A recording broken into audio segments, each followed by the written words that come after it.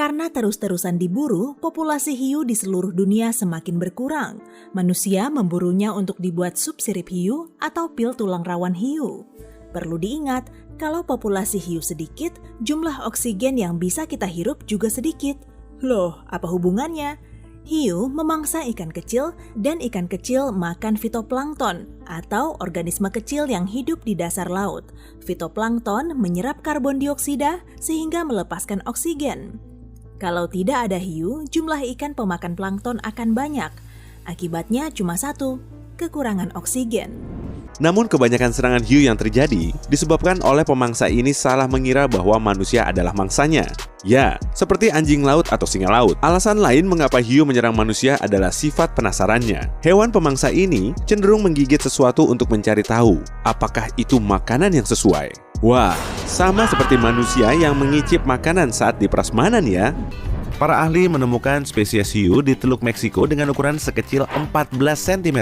Bentuknya sangat mirip paus sperma mini. Megalodon adalah predator laut prasejarah. Hiu raksasa ini ditakuti seluruh makhluk hidup di laut dan samudra sekitar 23 sampai 2,5 juta tahun yang lalu. Ukurannya sebesar truk gandeng dan bobotnya seberat tank.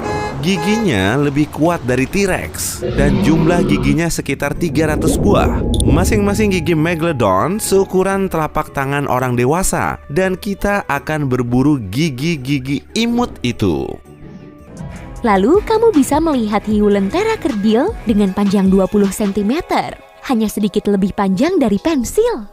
Dia terlihat seperti bayi meski sudah dewasa. Tapi yang paling keren adalah ia makan udang geragau dan bisa memancarkan cahaya.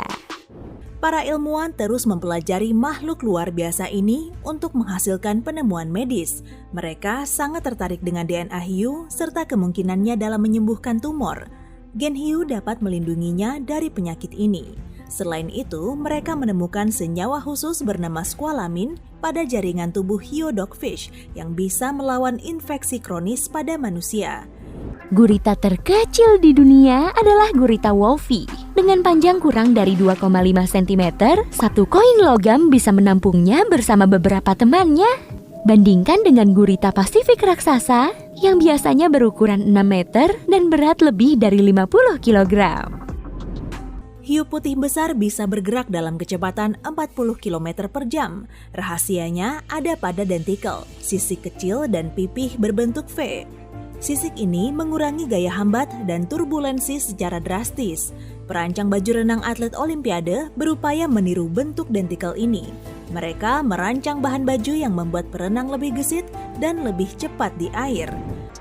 Jadi, tidak heran jika hiu dapat mendeteksi sejumlah kecil berbagai zat di dalam air. Tapi meskipun hiu bisa membedakan bau lebih baik daripada apapun, tidak ada hiu yang dapat mencium bau darah di dalam air yang berjarak lebih jauh dari 1000 kaki. Ini adalah hiu putih besar yang legendaris itu.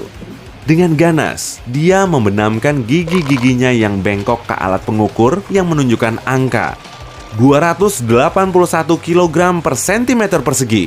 Kekuatan gigitannya belum pernah diukur langsung, tetapi perkiraan menunjukkan angka-angka mencengangkan ini. Hiu ini mampu berburu mangsa yang paling besar sekalipun, dan dia tidak punya musuh alamiah. Air mulai mengalir menjauh, dan hiu itu terbawa olehnya. Ketam kacang merupakan yang terkecil di familinya. Ukurannya 1 cm. Kepiting seukuran kacang ini senang bermain-main dalam tiram dan kerang. Penelitian di Harvard University pada 2018 menyatakan, dentikel unik pada kulit hiu juga dapat membantu membuat pesawat dan mobil jadi lebih efisien. Sisik ini dapat meningkatkan daya angkat. Daya angkat adalah gaya yang menarik pesawat ke atas saat tekanan udara di atas sayap lebih kecil dari tekanan udara di bawah sayap. Mari bayangkan, kakimu terluka karena bebatuan tajam ketika sedang berenang di laut lepas. Pertama, bau darahmu harus merambat menuju lubang hidung hiu. Dan seberapa cepat bau ini merambat tergantung pada arus air laut. Semakin bergelombang, semakin cepat bau tersebut tercium. Kemudian, hiu pasti akan mengidentifikasi baunya dan mendeteksi apakah bau darah tersebut cukup menarik sebelum ia bereaksi. Jadi, kamu bisa tenang. Masih ada cukup waktu untuk menyelamatkan diri ke pantai dan membalut lukamu itu.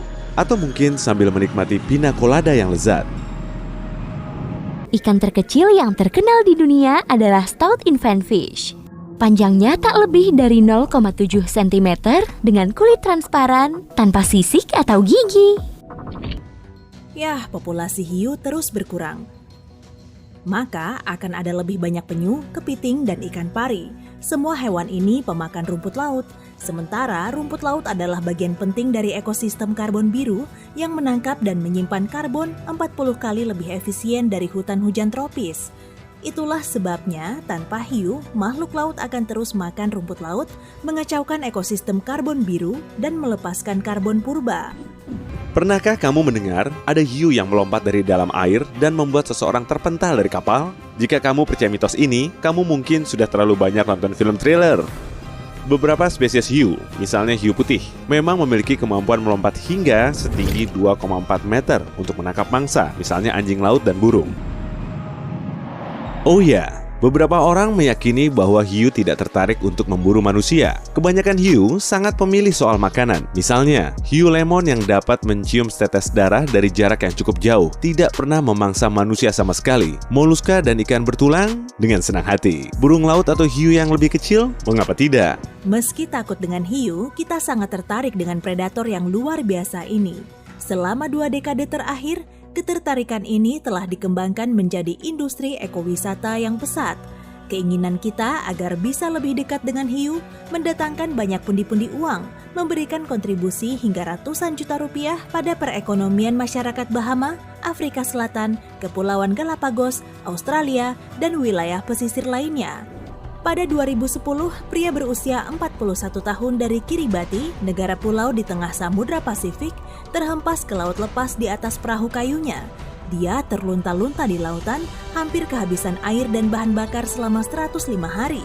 Tak ada yang tahu nasibnya kalau bukan karena hiu. Saat dia hampir putus asa, keajaiban terjadi. Dia terbangun karena suara hiu besar menabrak kapalnya.